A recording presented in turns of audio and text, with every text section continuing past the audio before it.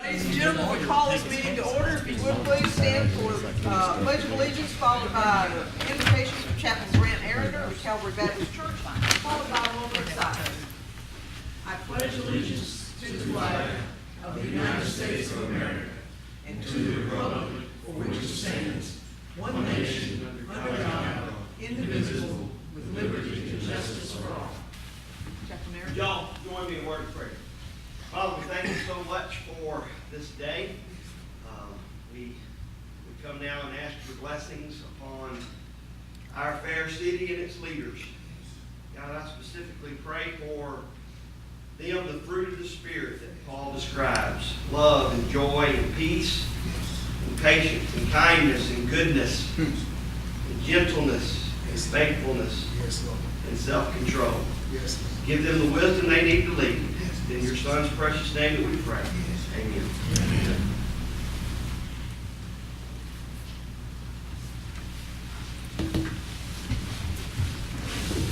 Well, we thank you all for being here on this incredibly wet Tuesday evening. Good to see you, man.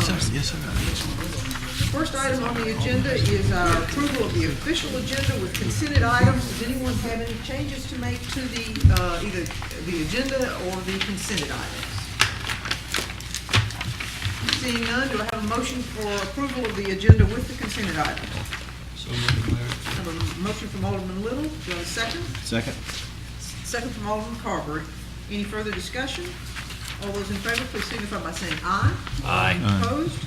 Motion carries. Thank you. And that's a 6-0. Alderman Walker has said that he was not sure he was going to be able to make it. If he was going to be a little bit late. So he's down in Meridian attending a funeral. So we will certainly wish him a safe travel back up. I will read the considered agenda items. Consideration of the minutes of the January 29th, 2019 special call meeting of the Mayor and Board of Aldermen of the City of Starkville, Mississippi.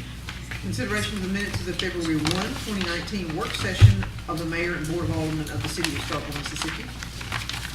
Consideration of a resolution authorizing the Golden Triangle Planning and Development District to prepare and submit an Appalachian Regional Commission Grant, ARC, application to the Mississippi Appalachian Regional Commission on behalf of the City of Starkville for the purpose of Starkville Trim Cane Sewage Lift Station improvements, including procurement of professional engineering services. Consideration of the appointment of Dr. Deborah Prince, the sole applicant, to a position on the Starkville-Oktibbeha Consolidated School District Board of Trustees to a term ending March 2024. Consideration of amending the towing policy. Consideration of the appointments of Amy Kellerman, Ed Deckert, Alexis Gregory, Walt Newsom, Matthew Nunes, Carl Smith, and Pamela Wasson as an ad hoc recycling committee. Under planning, consideration of preliminary plat 19-02, request for preliminary plat approval for subdividing a 0.97 acre parcel into 5 lots at 314 Louisville Street and 300 Scale Street in an R2 zoning with the parcel numbers 102B-00-051 and 102B-00-052. Under Finance Administration is the acceptance of the January 2019 financial statements. Number 3 is consideration of the approval of travel for Deputy Clerks LaShonda Wilson, Mary Ivy, and Leanne McGarr to the 2019 Deputy Clerk training classes to be held with advanced travel and registration. Under Fire Department, we have requested permission to accept a $2,000 Ford County Foundation, Inc. grant. Number 2 is request permission to lease purchase a 2019 Dodge Durango on state contract at a cost of $28,367 that would be used in the Fire Marshal Division with funding to come from code rebate funds. Under Human Resources, we have item 1, request authorization to hire Jeremy Fortner as a temporary full-time certified police officer with benefits and Matthew Lasker as a full-time certified police officer in the Starkville Police Department. Number 2 is request authorization to hire Christopher Black as an engineer inspector in the Starkville Engineering Utilities Department. Number 3 is request authorization to advertise for a part-time custodian in the Starkville Park and Recreation Department.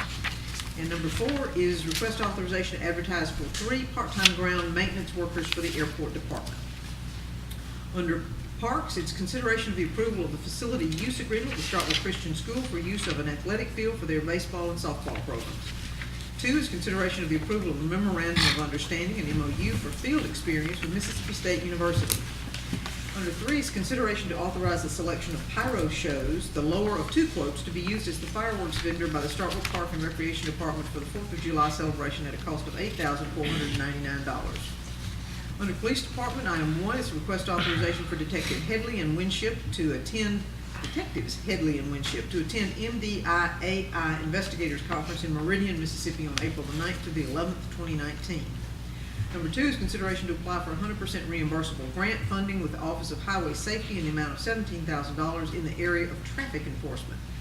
Number 3 is consideration to apply for a 100% reimbursable grant funding with the Office of Highway Safety in the amount of $87,670 in the area of DUI enforcement.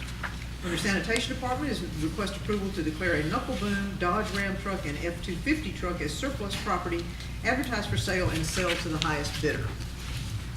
Under Utilities Department, number 1, we have request approval of the lowest and best quote from Coburn for Phase 2 of the approved Pleasant Acres water line purchase in the amount of $9,625. Number 2 is request approval of the lowest and best quote from Burford Electric Service in the amount of $18,744.91 for the wastewater plant pump number 3 rebuild. And number 3 is request approval of the lowest and best quote from Burford Electric Service in the amount of $10,345 for the wastewater plant pump number 2 rebuild. And that concludes the consent agenda. Thank you, Mayor. Yes, sir, my pleasure. Under announcements and comments, we have mayor's comments that I have no introductions tonight, and I have nothing in particular to comment about. And Board of Aldermen have an opportunity to comment on anything. Is there anything anyone like to say? Alderman Carver, I see your hand. Just 3 short items. All 3 of these are consent, and I've personally spoken to Ms. Prince several times for her willingness, again, to put her name in the hat, and just I've already told her personally, but publicly, just thank her for the service that she does. Secondly, it would be the Police Department has an $87,000 grant, and anytime we see these grants, and those are big dollars, I appreciate what y'all do, and I know there's many avenues that y'all can go out and resource from, but thank you. And then thirdly, I was going to offer the floor to Chief Yarborough if you would like to get up and just speak about this 4-County Inc., or if something you want to just give a brief synopsis of what they're doing for the community. And Good afternoon, Board. Good afternoon. Vice Mayor. Yes, sir. The grant, 4-County, we received it 2 years ago. We received, I think, right at $8,000 for a, we call it a jumpy house for, got the firefighting emblems on it. And then this year we put in for smoke detectors. So we're gonna get about 200 smoke detectors. We'll go back and put it in the neighborhoods, so. that's it. Thank you. Well, and Chief, before you go, how are they selected? How are the people who receive them selected? We will go to each neighborhood, putting in, not each, last time we did Rolling Hills. This time we'll probably start on Green Oaks. We just go to each door. If they need a smoke detector, they actually fill out the paperwork. We'll go back in that Saturday morning, one Saturday, and put them in. Okay. We have to put them in. That's the kind of the deal. We have to install them. Right, okay. So you're choosing them on a neighborhood basis as opposed to us putting them out on social media and see who wants one, for example? Yeah, we find out doing the neighborhoods a little bit Okay. quicker, better to do it that way. That's fine, I just was asking. And the ones we have left over, we will put it in the newspaper or whatever. They can come by the station, Okay. fill out the paperwork, and we're gonna put them in. Okay, well, we might use next door, Alderman Carver, to let them know that the fire department's coming. Yes, ma'am. So, okay, all right. Thank you very much, Chief, appreciate it. Okay, anyone else? All right, thank you very much. The next item on our agenda is citizen comments. This is an opportunity for citizens to have 3 minutes to come forward, say anything they'd like to say to the board. We do not usually engage in the back and forth, but you have an opportunity to say whatever comments you'd like to the board for a timing of 3 minutes, and we do time that, so. Good evening to the mayor, board. My name is Adam Turner, Ward 7. Like to recognize the mayor, the police chief, and the Architect Hall County NACP president, Yolanda Haddock. When things happen in the city, people get a misunderstanding about things. And here lately, we have a misunderstanding about the renting of the sportsplex people getting a mixed understanding or wrong understanding about that. We also appreciated the people on the scooters and all that bringing light colors that they can be seen in the dawn hours. And after the firearm section, I would be returning. I have to check in with mom and all until the person that is caught. Thank you, Mr. Turner. Anyone else wishing to speak?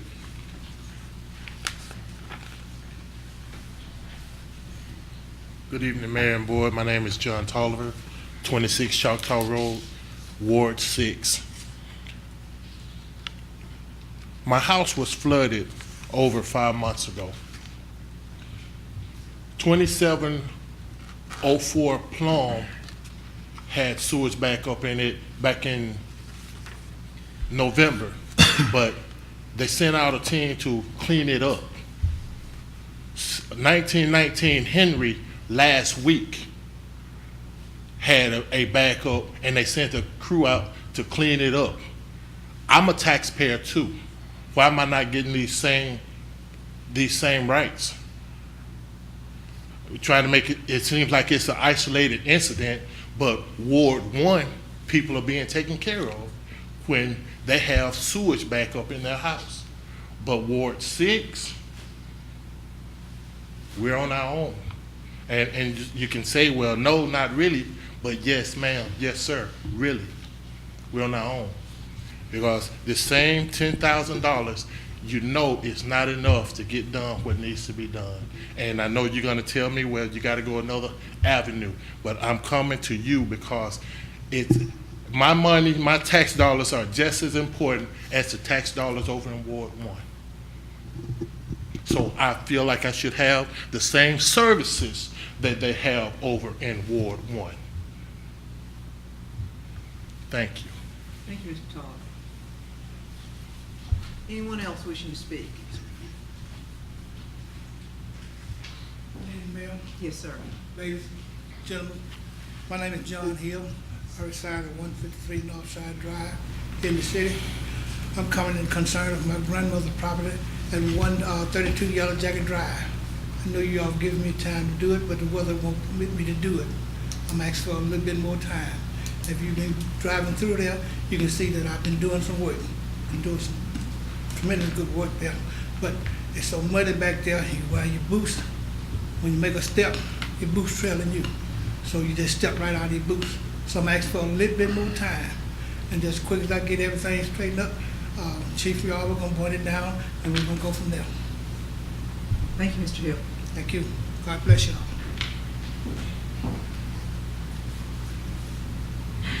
Anyone else wishing to speak?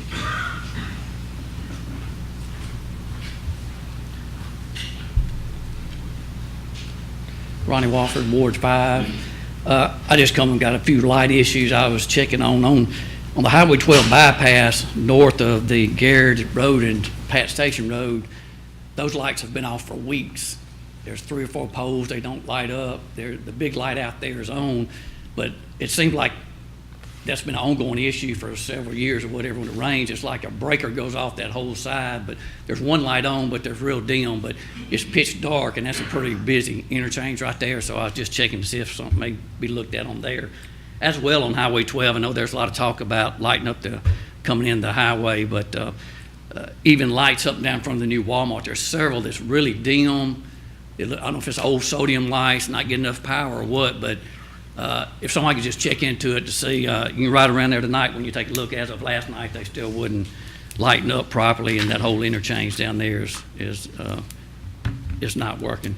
Also, there's another on the intersection of Old West Point Road and Garrett Road, very dangerous intersection there. There is lights on Old West Point Road, but on Garrett Road, coming in front of the 2 cottages, the first 2 poles don't have any lights on them. So coming, if you're heading east, it's very dark and you're down in a dip. You can't really see good there on that intersection. There is light on Old West Point Road, and also coming in front of the towing company, there's no lights there. I do understand that's where they go under that power line. But prior to putting those nice new poles up years ago, there was some wooden poles there with a drop line that did light that intersection, just trying to get that cross traffic slowed down in there some, because that is a pretty dangerous intersection there. But they have put lighted up things on the stop signs where you does have reflection, so that does help on the night lighting. But just any extra light that can be looked at to put that intersection would be helpful, just for the safety issues. One other lighting issue, Walden Way and Copperville Court in Northgate subdivision. When you're on Walden Way, you take it right on Copperfield.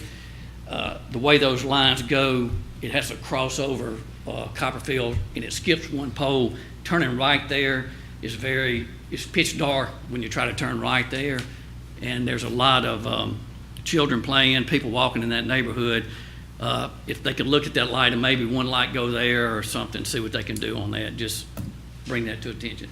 Also, one other item, changing to recycling. I know there's going to be some stuff for recycling. If there's any way we can get a bigger container, I probably would have never recycled. I started when it was free, but I know it's $2 now. It's not a big deal, but the smaller container, you got to find boxes to put your extra stuff in, but with a top on it. When the wind's blowing, you're chasing papers down the street, so anything on that would be helpful. Thank you. Thank you, Mr. Walker. All right. All right, anyone else? Could I finish on two more things I forgot?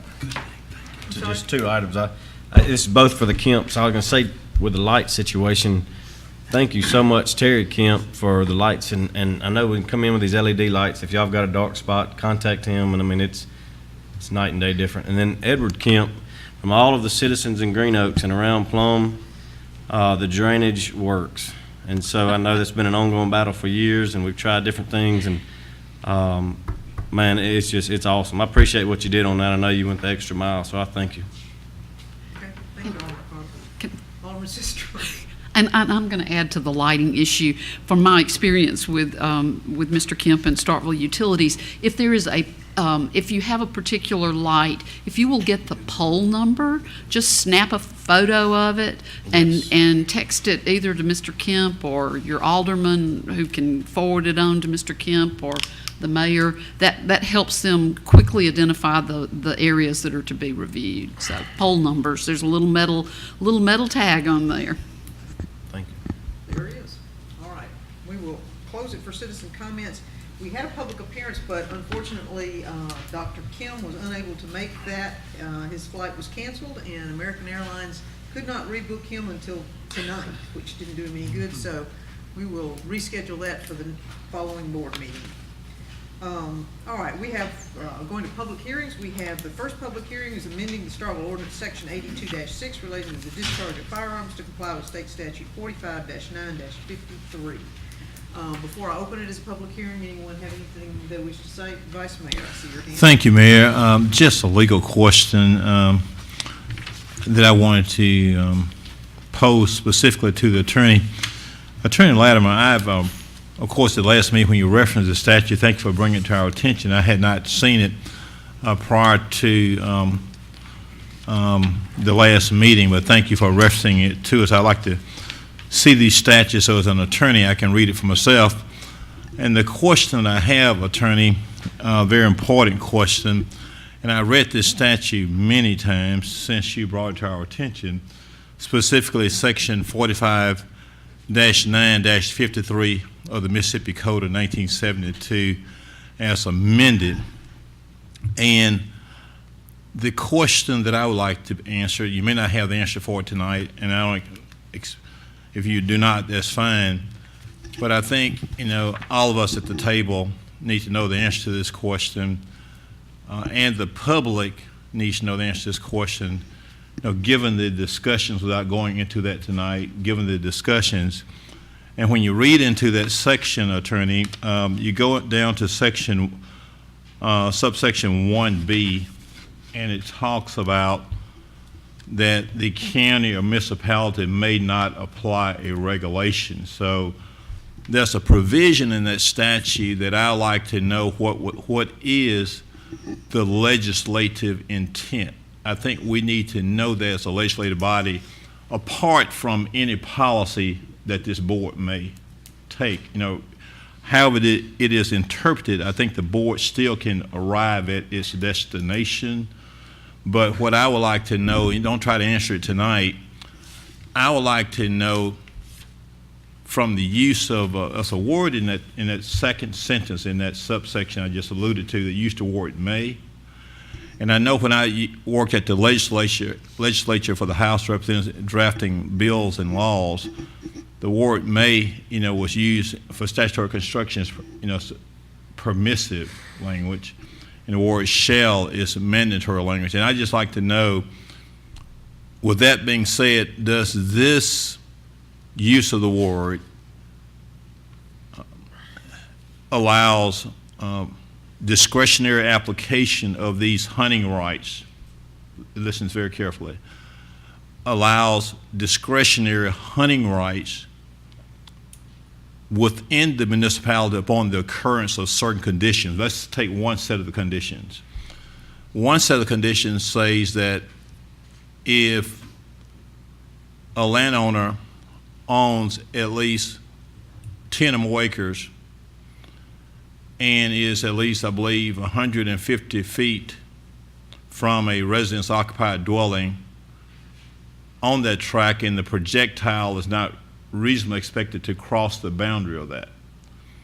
So the answer I'm seeking is, and the interpretation I'm seeking, I think we all as clients would like to know that before we vote, just so we'll know, irregardless of this point how the board may take action. Is that language construed where it is discretionary application of this statute with the Board of Aldermen, or when the wording of the statute says may not apply, does that mean that this statute has mandatory application? To restate is, in other words, when we read this, does the current wording of this statute say that by the existence of this statute, these hunting rights automatically shall and must apply? Or does it say that it may apply? And of course, if it says it's discretionary, may apply, then it still gives the board, in my opinion, the authority to do whatever it wants to do. So if it's discretionary, we're already in compliance with state law. You with me? You follow me, traveling with me? I do. If it's discretionary, we're already in compliance. If it's mandatory, we're not in compliance. So what concerns me with my legislative background in drafting that language when it says that the county or municipality may not apply, and just as an attorney, I don't want to be left hanging with that. Now, even attorney, if the interpretation is discretionary, it still doesn't prohibit a majority of this board, as you understand, from doing what it wants to do. But I think all of us just need to know so we can intellectually inform our constituents, and the public and the media needs to know, because there's some communication that we're not in compliance with the statute. Okay, but if it's mandatory, then we are not in compliance. But if it's discretionary, then we are in compliance. So if you're a very learned lawyer, you may already have that answer now. But if not, I certainly would like you to share it with whenever you may get it. Well, Vice Mayor, you have framed the issue well, and I don't think we can conclusively answer that with 100% certainty tonight, because the issue is this. There's the phrase in the statute that says a county or municipality may not apply a regulation. Normally, the word may is discretionary. In that phrase, it reads like it's mandatory. So I did reach out to the AG to get some clarification on that yesterday. Hadn't heard back yet. We should have that word by the next meeting, just to fully flesh out what the phrase may not apply a regulation means, whether that's a mandatory provision or a discretionary provision. Doesn't stop the discussion tonight, and like Vice Mayor said, the board would have freedom to act one way or the other, even if it was discretionary. Thank you, Mr. Attorney. Thank you, Mayor. Yes, sir. All right, if there's no further discussion with the board, I will open it as a public hearing. Anyone wishing to speak about this item may do so at this point in time. Good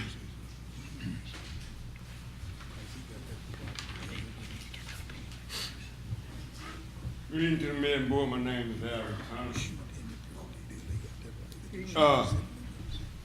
We just had someone to get fired and he killed all 4 people. The old saying, if it ain't broke, don't fix it. It put the NACP and the police department at targets. Because if you pass something or do something, and everything hit the fan, nobody want to be held responsible. When they passed the open weapon law, I asked, and I still do not get the people that made the law to tell me everything that need to know about open weapon law. And that puts the public, police department, NACP, all of us in danger, and we don't feel safe when, if the law, there's nothing wrong with the law, and we make it weak, we put everybody in jeopardy. Thank you, Mr. Turner. Anyone else wishing to speak? Either for or against? Ronnie Wofford, Ward 5. I'm very much in favor of this. I think if people look at it, it's not like you're going to have people down the street and every half acre with a weapon. And this applies to, I believe it applies to if the city annexes you in the ordinance, not just anybody that's already in the city. So this, it definitely applies to me because I'll be in the new annexed area. The 10 acre and 50 acre, I do not qualify for the 50 acre, unfortunately. Like I say, it's no different. The land, everything out there now is not going to change when it's annexed in the city. The land I have will be right up against people that have 2 acres. They will still be able to fire a rifle. They will still be able to shoot any weapon they want on their property. I will not. I will basically have a shotgun and an air rifle with 10 acres. I am very pro this to get what we can out there on to be annexed for just to keep some rights that you have out there in the area. I wish it could be even broadened more to get a B level in there, to get somewhere in the middle, 30 acres, which would encompass me or something to where maybe you can go to a pistol and a small caliber rifle or something in there where you can do it, because even with a shotgun and an air pistol, you're not really hunting anything out there. You're not doing anything. It's mainly a protection thing, because most folks walking through the woods, you got 30-something acres, you're not going to carry a shotgun all the time. You're going to have a pistol or something with you when you walk through there for snakes or for something. And even under that statute, discharging that weapon, you would still not be legal. So for this, hope it can be expanded even more to help some of the people, because even with the 10 and the 50, it's not going to be that many people that meet these qualifications in the annexed area. I know of 150 acre across the road, it'll meet both of them. I don't know about on the other side, but definitely pro what we can get. Hope down the road this will pass and we can expand it a little more for the annexed people, just to have some rights we still have today. Thank you. Thank you, Mr. Blair. Mayor, just follow up to his question. He's in the county now. If I understand it, wouldn't the state statute govern right now in the county? That's the law that applies? Yes. So right now, if he deviates, he's outside the statute. Right. County's. Nothing's changing in that is regard, held by correct? state statute as well. So it's just governing that right now, but whatever they do is just, no one's enforcing it apparently. Okay. Thanks. I want to, No? I can. That's a good point. Mr. Wofford, did you hear that? I know you had a reporter, but the point that Alderman Little brought up was that that's currently the statute for the county as well right now. So what that would allow you to do is maintain what you're already allowed to do in the county. All right, I've still got public hearing time if anyone wants to say anything. Anyone else wishing to speak to this, either for or against? All right, I'm gonna close it as a public hearing. Anything further from the board? Okay. Next item on the agenda is the second public hearing, which is a public hearing consideration of a rezoning 01, a request by William Lewis and Mildred Logan to rezone one lot located at 308 Reed Road from R6 mobile homes to an R3A single family with parcel number 118K-00-035. Mr. Havlin, and its applicant is here in the back? Okay. You don't have to come forward yet. I'll call you in a minute. I'm just making sure you're here. Okay. Thank you. Mr. Havlin? This is a rezoning request by William Lewis and Mildred Logan to rezone one lot from R6 mobile homes to R3A single family located at 308 Reed Road on the northeast corner of Reed Road and West Side Drive. The applicant is seeking to rezone based on changed or changing conditions in the area and public need. 61 property owners of record within 300 feet of the subject property were notified directly by mail of the request. A public hearing was noticed in the Starkville Daily News on January 29, 2019, and a sign was posted on the property concurrent with the publication of the notice. As of this date, the planning office has received 2 phone calls inquiring about the request. The property to the north is zoned R5 and is single family. The property to the east is zoned R2, R5, R6, and is single and multifamily. The property to the south is zoned R2 and is single family. And the property to the west is zoned R5 and is multifamily and commercial. Per Title 17, Chapter 1, the Mississippi Code of 1972, as amended, in Appendix A, Article 4, Section A of the City of Starkville Code of Ordinance, the official zoning map may be amended only one or more of the following conditions prevail. There is a manifest error in the ordinance and a public need to correct the error. There is no error, or a change or changing condition in the existing area or in the planned area generally, or in the increase or increasing need for commercial or manufacturing sites, or additional subdivision of open land into urban building sites, make a change in the ordinance necessary and desirable, in accordance with the public need for orderly and harmonious growth. There has been one rezoning within a half mile of the site since 2013. That is the land for the first proposed industrial park. It is just to the left of the image. There has been one new single-family subdivision built in the last 10 years. That is Reed Place subdivision, which was built in 2001, and it's up Reed Road about a half mile. Oh, 2011, I'm sorry. The proposed rezoning would generally be consistent with the goals, objectives, and policies found in the city's comprehensive plan. The 2016 comprehensive plan lists the subject property's place type as traditional neighborhood existing. The description of that is on the slide. The rezoning would be consistent and compatible with the adjacent land uses in the vicinity. The subject property is bordered to the east and south by single-family neighborhoods. And just for your reference, this is a list of the permitted and conditional uses for both zonings. The R6 zoning is on the left and the R3A zoning is on the right. Okay. If you have any questions. Any questions of Mr. Hamlin from the board? Okay. Applicant, would you come forward, please?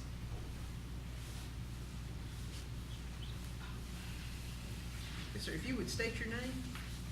Britton Jones. Mr. Jones, do you have anything you'd like to add to Mr. Hamlin's presentation at all? Do not. He presented Okay. well. All right, well, then, in that case, just want to give you that opportunity. If you step aside, I'll call for the public hearing.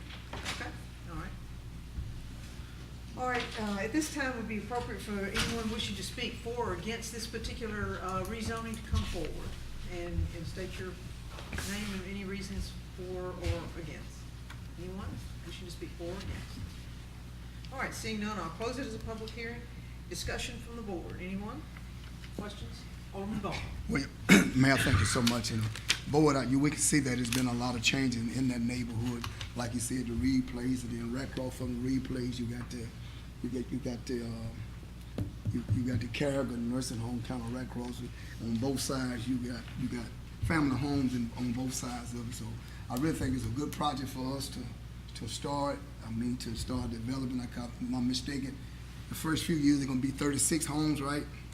36, and then come back later with 36 more. So I think it'll be a great project for us to start over there developing that side of town. Instead of with apartments, we're going with single family homes. So I think it's a great project. And And I appreciate y'all's support when it come back before us, that you give me your support on that. I appreciate it. Do you want to make a motion for that, Alderman Bowe? Yes, ma'am, I do make a motion. I move that, where's it at? I move that RZ 19-01 to request a rezone 308 Reed Road from R6 to R38 based on the change in the condition in the area with public needs. All right, thank you, Mr. Alderman Vaughn. Do I have a second? Second. Second from Alderman Miller. Further discussion? All right, all those in favor, please signify by saying aye. Aye. Opposed? All right, motion carries. It's unanimous. Thank you, Board. We'll look forward to that project. Thank you. Thank you everyone. all. All right, moving along, the next item on the agenda is under planning, and that's consideration of a special event. Say move. I'm sorry? Say move. Okay, I have a motion from Alderman Carver for a special event request for the Touch a Truck, which United Way is taking over this year. Do I have a second? Second. Second from Alderman Little, I heard. Further discussion? Mayor, may I be recognized? Yes. Board, I would just recommend a condition on this motion that insurance be provided 20 days out from the event. Okay, with that in your motion, friendly amendment? Yes, ma'am. Okay. All right, with that, I have a motion and a second. Further discussion? All those in favor, please signify by saying aye. Aye. Opposed? Nay. Nay. Okay, vote of 4-2, motion carries, and this is a really good event. I'm glad that United Way is picking it up after Volunteer Starkville had to drop it, so thank you so much for doing that. That's great.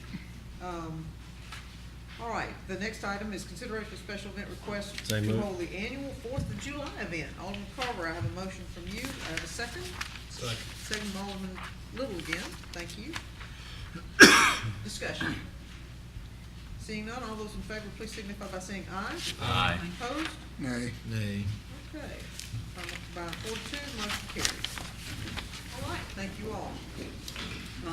Under Finance Administration, we have the claims docket. Move approval, Mayor. A motion for the claims docket from Alderman Miller. Do I have a second? Second. Second from Alderman Carver. Further discussion? All those in favor, please signify by saying aye. Aye. Opposed? Nay. Nay. Okay, 4-2, motion carries. And that takes us down to parks. We have one item, which is consideration of Move the approval. lease purchase of the John Deere big terrain mower. And I heard a motion from Alderman Carver. Do I have a second? Second. Second from Alderman Sistrunk. And this mower is gonna cut down on time, right? Where's Mr. Logan, right there. So it's an efficiency, isn't it?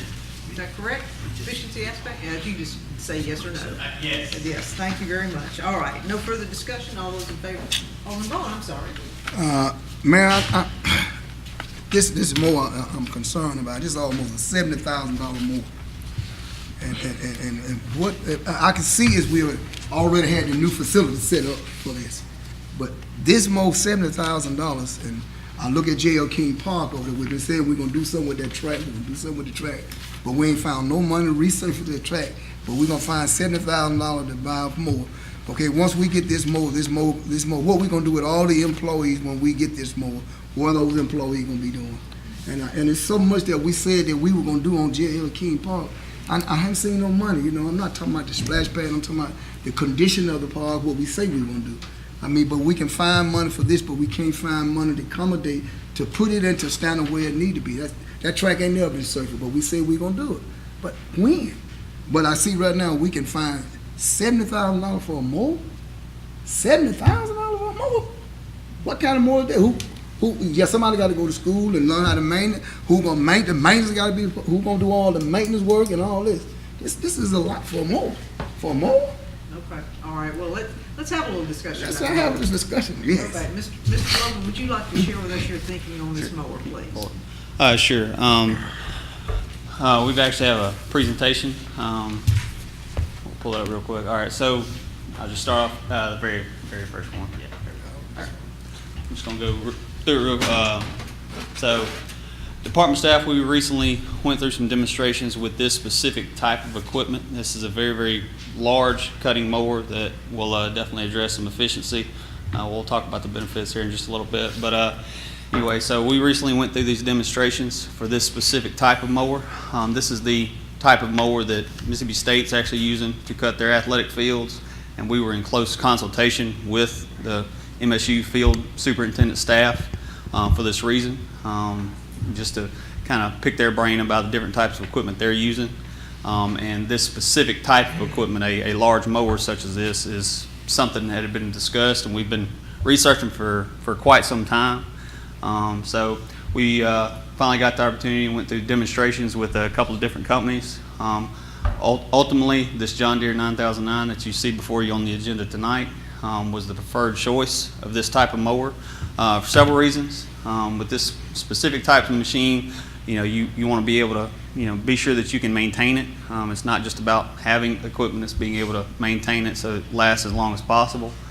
This specific machine was much easier from the personnel maintenance side of things. Staff, no specific training involved to learn this type of machine. I actually hopped on it myself, and all I had to do was cut a button on, and I'd have been able to cut a ball field. So there's no real training time involved. It's a very, very user-friendly, maintenance-friendly machine.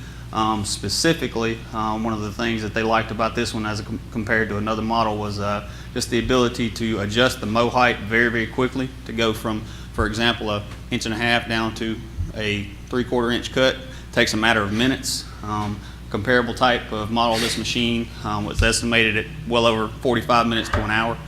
So again, the John Deere 9009 you see before you now was selected for that, and also again the user-friendly display was one more item. So this machine actually will give you reminders and built-in programmable reminders about when to perform certain types of maintenance.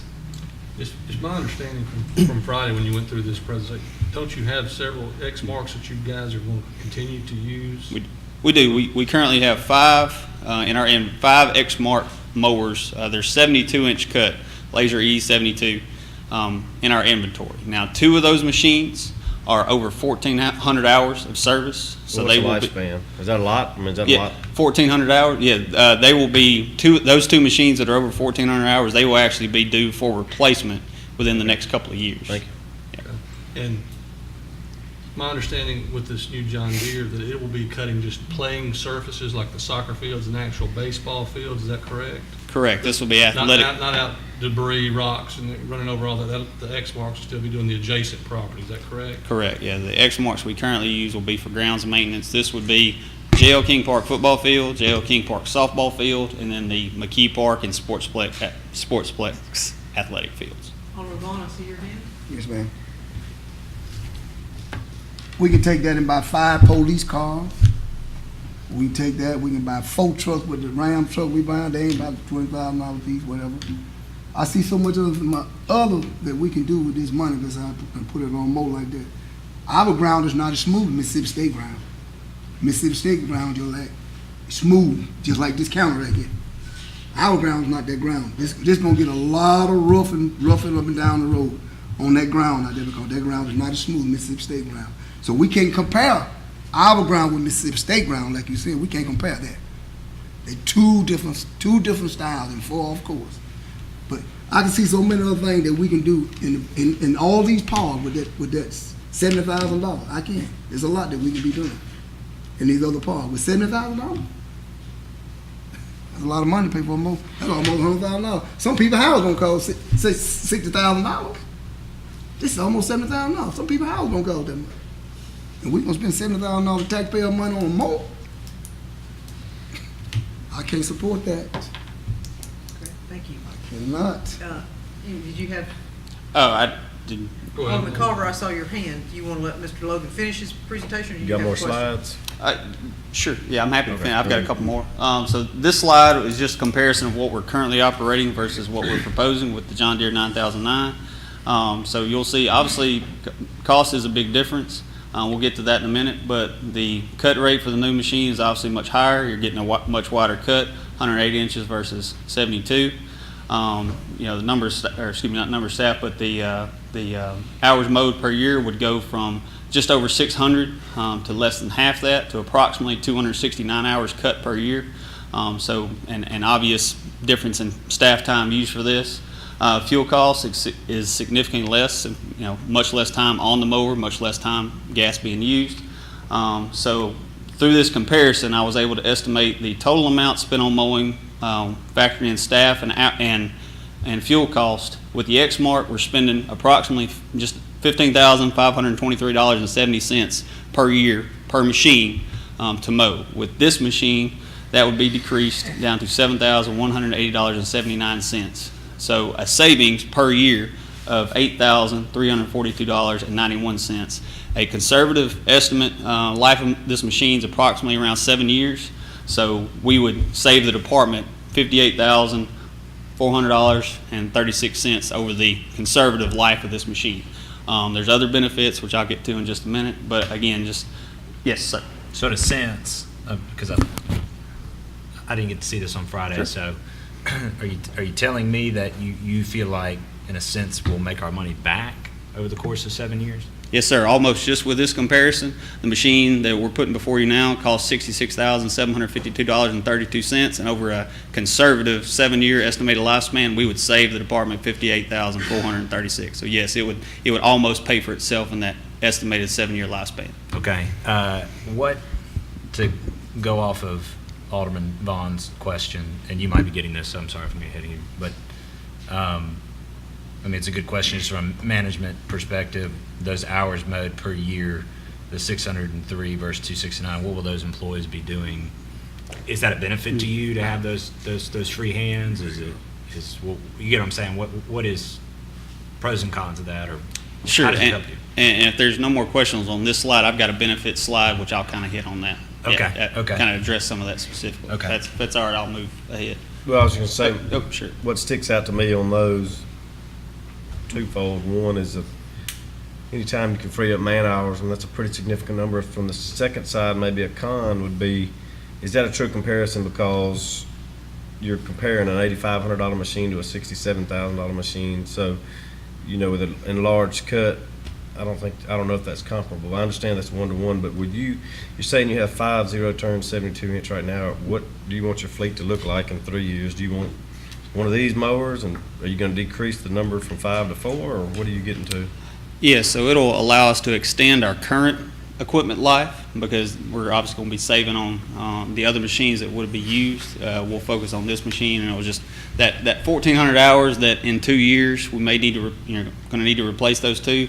That's going to have that trickle down effect. So we'll obviously be using X marks slightly less often. So it's going to allow us to extend the life of those machines a little bit more. And then again, just the obvious, the cost savings, just from a pure staff perspective, you're cutting a lot more space in a shorter time, so it's addressing efficiency in the parks. And to your point, Alderman Miller, the freeing up staff. So this is where we're cutting a lot more grass in a lot shorter time, so now those staff have the opportunity to improve the look and maintenance and just all aesthetics of all of our parks. So it's not just the immediate, estimated cost savings with the equipment, it's the ability to now allow those staff to improve the quality of all of our parks. And then, so you answered that question on the next slide, but two, with the rest of your Escamark purchases, do you plan on shopping locally with them? I know we don't really have a John Deere dealership here in town anymore, but do you still plan on supporting local businesses through the Escamark program? Absolutely. And then I would say secondly, I don't really know that these are exact. If this is the type of mower which you told me it was, which Mississippi State uses on Duty Noble Field, which is the striping when you can create patterns and things that are aesthetically pleasing when you book big tournaments here. I mean, that's a premier edge. I mean, that's something that an Exmark won't do. Is that correct? Correct. So, and this speaks to just a lot of different conversations we've had about, of course, using funds, which we're absolutely going to use wisely and stretch that dollar as far as we can. So what this does is impacts thousands of not only our local citizens, but also the thousands of folks that visit our parks and our sports fields for tournaments. So what you're going to notice after a very, very short amount of time with the it's not even apples to apples as far as the quality of cut versus our current machines versus what this machine will allow us to do, because it's a machine built to offer a much, much higher quality of cut. But all of these, the kids, the adults that are playing on our athletic fields right now, they're going to notice a difference in a very, very short time. Those that are visiting us for tournaments that might have visited our fields last year, they're going to notice a difference. So this purchase, while we certainly don't take it lightly, but it is something that will impact so many people that use our facilities, and they're going to notice a difference. And that's what we seek to do with any of our purchases. Do you foresee, this is like in this time of year, ever going to like winter grass, ryegrass, or something in those fields, like for frostbite tournaments, so it's not just such a mud pit as it typically is? Or I know that's extra maintenance and mowing during the winter months, but it also has a better playing surface. You know, is that something that, I'm just asking. That's a pretty frequent debate amongst sports turf professionals, and at least from my understanding of the friends I have in the sports turf business, there's certainly some benefits to overseeding and doing ryegrass, but at least from my understanding and my recollection, the benefits don't outweigh the negative from that side. But it's something we look at every year. You know, is it certainly some cost involved, and you might get some short-term benefit, but I'm not sure the long-term benefit outweighs that. I'm just going to tell you, I'm going to support this tonight because probably having kids that age in tournament ball and having a lot of friends all over the state, kids play tournament ball, the level of our turf tends to be one of the number one factors I hear is that the fields aren't in shape as good here as there are other places. But I mean, I'm going to take your expertise on this, and if you're saying that the level, I would like to see this mower used inside the fence and maybe the X marks used outside the fence, but and then having talked to other people about this, I've heard everybody say that it really does improve the surface cut, so I'm going to support this tonight. So, thank you. I'm sorry. I'll come back.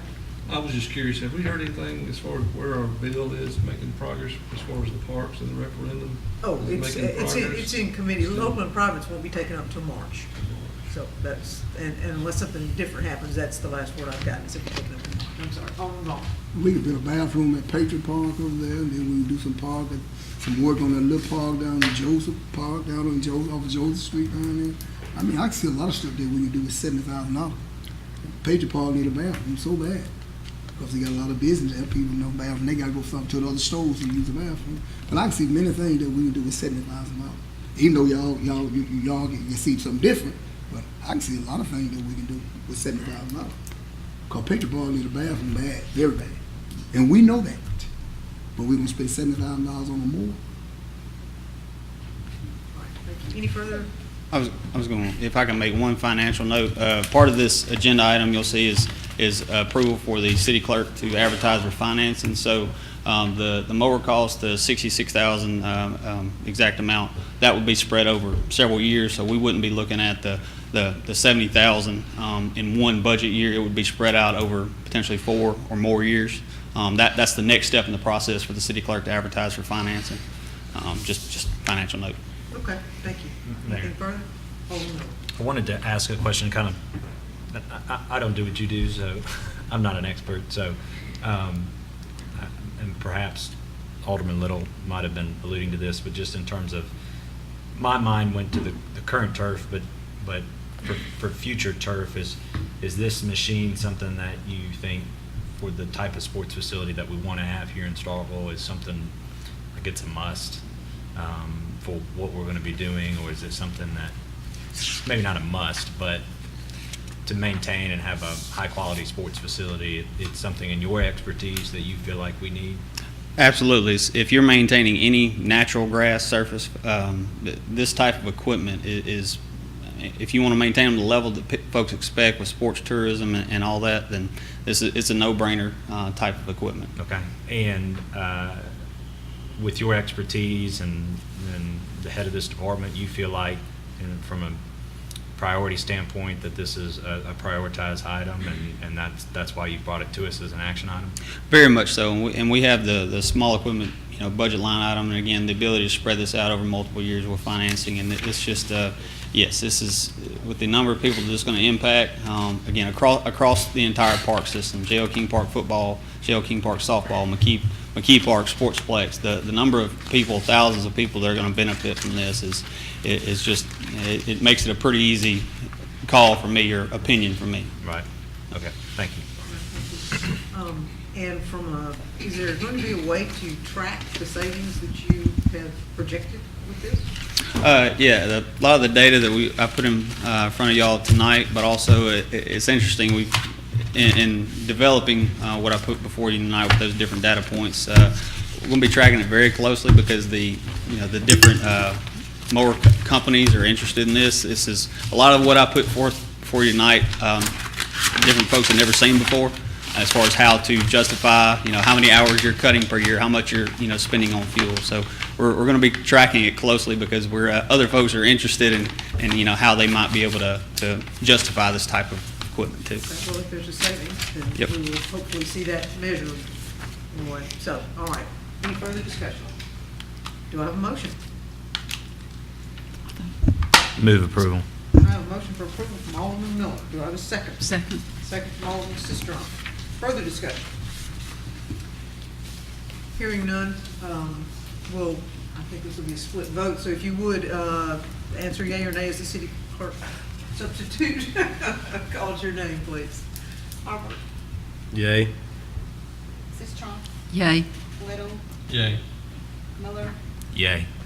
Walker, Alderman Walker is absent. Perkins, Vice Mayor Perkins and Alderman call by the first title, nay. and Alderman Vaughn. Nay. All right, by a vote of 4-2, the motion carries. Thank you. Thank you. All right. That takes us to the end of the agenda. I have one item to read, and then we will entertain a motion to adjourn. Board will be having a work session at noon on Friday, March the 1st, in the second floor conference room here at City Hall. The meeting will be open to the public and press. All will be invited to attend and watch it on our Facebook live streaming. The meeting will be posted within the hour of this announcement. So do I have a motion to adjourn? So moved. I have a motion from Alderman Sistrunk. Do I have a second? Second. Second from Alderman Miller. Discussion? All those in favor, please signify by saying aye. Aye. Opposed? All right, we are in adjournment. Thank you, everyone.